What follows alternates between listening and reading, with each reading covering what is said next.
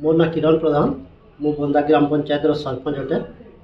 आज जन परिवर्तन ट्रस्ट तथा आम डॉक्टर अमित कुमार भोई सहायता आम कुला प्राथमिक स्कूल रे शिशु स्वास्थ्य शिविर चली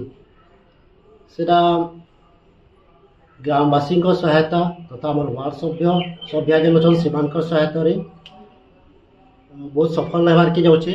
बहु मात्रा छोट शिशु माने भी आसुचन कुला तथा आखपाख अंचल जेन माने 6-7टा गाँ अच्छन से छुआ मैंने भी आसुचन संगे इनु बढ़िया सबके लगे बढ़िया सुविधा भी होइछे। और धन्यवाद देवी आम परिवर्तन ट्रस्ट के तथा डॉक्टर अमित कुमार भोई को तथा आम ग्रामवासी मान को जहाँ सहयोग ये बड़ माने प्रोग्राम रे आयोजन करा। नमस्कार, मुई समीर कुमार प्रधान परिवर्तन ट्रस्ट रो गोटे मेंबर। आज कुला ग्राम पंचायत रे गोटे मागणा स्वास्थ्य शिविर अनुष्ठित करा जायतिला जेनथिरे कि परिवर्तन ट्रस्ट आउ से कुला ग्राम पंचायत सरपंच कर मिलित सहयोग रे से जिनिसटा ही पारी जे। आउ इथिरे डॉक्टर अमित कुमार भोई जे कि शिशु रोग विशेषज्ञ से योगदान करी स्वास्थ्य जांच करथिले समस्त शिशु मानक। आउ एइथिरे प्रायतः 250टा शिशुंकर स्वास्थ्य परीक्षा जांच करा हेतिला।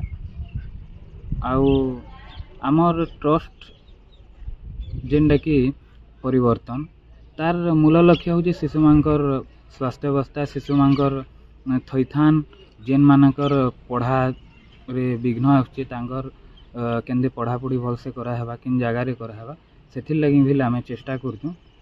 आउ इथिर लगी बोली आम बहुत जगह रे नेक्स्ट आम करबार के जाउछुं जे स्वास्थ्य शिविर माने आउ सेथिरे समस्त जोग दे करी आमको सहायता करबार लगी भी अनुरोध है। आउ समस्ते मिलिमिशिकी जदि करमा एटा बहुत आगे जीवा भी आउ बहुत आगे जाकरी सफल भी लेबा सेटा आमर भगवान का कामना भी ले आउ आपण मानक अनुरोध भी है। धन्यवाद।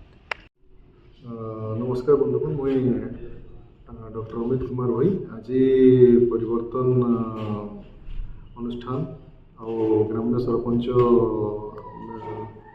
श्रीजुक्त किरण कुमार द्वारा आज गोटे मागणा स्वास्थ्य केन्द्र स्वास्थ्य शिविर कर कुर्ला ग्राम पंचायत बंदा ग्राम पंचायत रे कुर्ला प्राथमिक विद्यालय मत से सुजोग देवर मत बहुत धन्यवाद।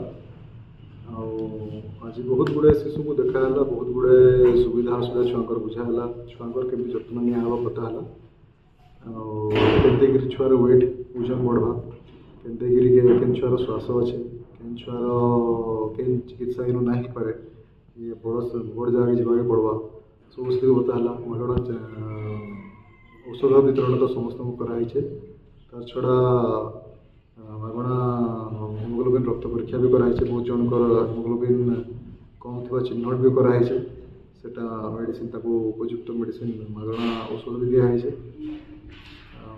आगामी टाइम रे परिवर्तन अनुष्ठान तरफ एंता बारंबार पदक्षेप में निया आशा करुचे बारंबार जी मत आहरी आगे चांस देवे मत देवे चांस आहरी हेल्प करवार लगी